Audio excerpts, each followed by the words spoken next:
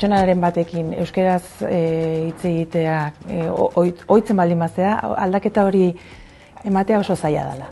Batean gero gazteleraz hastea, orduan nik uste lehenengo hitz hori euskeraz egiteak eta harreman horiek jada euskeraz egiteak, batean gaztelerara pasatzeak ere arraro xamar sentiarazten zaitu, orduan, nik uste ohitura bat ere bihurtzen dela, ez? Batutan pentsatzezu ondoan daukazuna agian ez dakiela, eta zorionez lehen esan dezunaren arira, eta batez ere gazte jendea txikitatik dena euskeraz egin duenean, jende gehienak euskeraz badaki. Badagona da batzutan jendea ez dela ausartzen.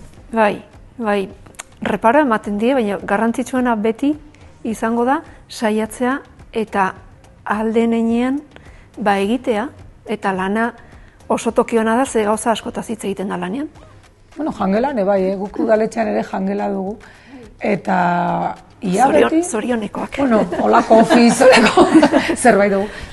Momentu batean, azkar batean jateko, eta egia, hori nahi naizela, oso zuei entzuten nahi naizela pentsatzen, euskeraz hitz egiten dugu denak. Eta hor atal ezberdinetako jendea biltzen da. Hortzen eta herritarrei bidaltzen digun komunikazio guztiak, sareetan egiten dugun guztia, egia da bizkuntzetan egiten dugula. Baina egia da ere gure artean behintzat dena euskeraz egiten dugula. Gu euskerazko atala gera.